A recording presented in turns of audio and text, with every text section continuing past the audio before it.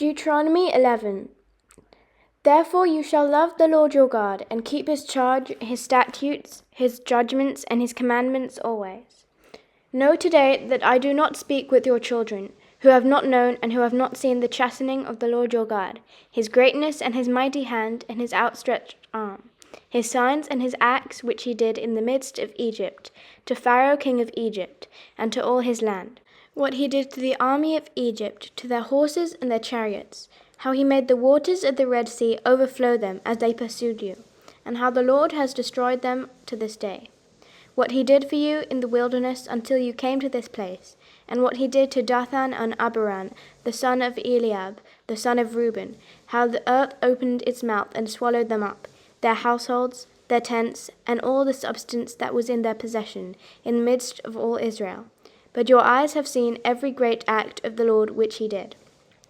Therefore you shall keep every commandment which I command you today, that you may be strong, and go in and possess the land which you cross over to possess, and that you may prolong your days in the land which the Lord swore to give to your fathers, to them and their descendants, a land flowing with milk and honey. For the land which you go to possess is not like the land of Egypt, from which you have come, where you sowed your seed and watered it by foot, as a vegetable garden. But the land which you cross over to possess is a land of hills and valleys, which drinks water from the rain of heaven, a land for which the Lord your God cares. The eyes of the Lord your God are always on it, from the beginning of the year to the very end of the year.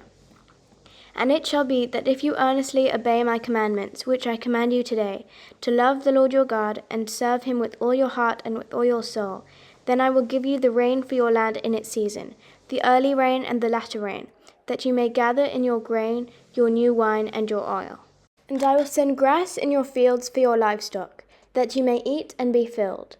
Take heed to yourselves, lest your heart be deceived, and you turn aside and serve other gods and worship them, lest the Lord's anger be aroused against you, and he shut up the heavens so that there be no rain, and the land yield no produce, and you perish quickly from the good land which the Lord is giving you.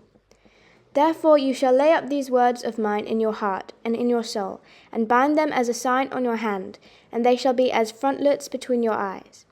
You shall teach them to your children, speaking of them when you sit in your own house, when you walk by the way, when you lie down, and when you rise up.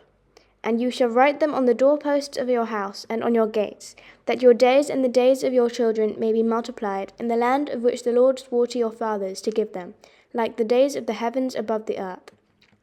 For if you carefully keep all these commandments which I command you to do, to love the Lord your God, to walk in all his ways, and to hold fast to him, then the Lord will drive out all these nations from before you, and you will dispossess greater and mightier nations than yourselves.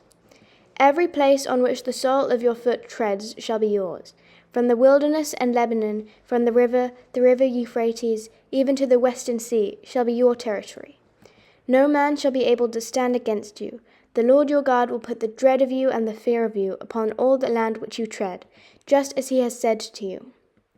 Behold, I set before you today a blessing and a curse. The blessing, if you obey the commandments of the Lord your God, which I command you today, and the curse, if you do not obey the commandments of the Lord your God, but turn aside from the way which I command you today, to go after other gods which you have not known. Now it shall be, when the Lord your God has brought you into the land which you go to possess, that you shall put the blessing on Mount Gerizim, and the curse on Mount Ebal. Are they not on the other side of the Jordan, towards the setting sun, in the land of the Canaanites who dwell in the plain opposite Gilgal, and beside the terebinth trees of Moreh? For you will cross over the Jordan and go in to possess the land which the Lord your God is giving you, and you will possess it and dwell in it.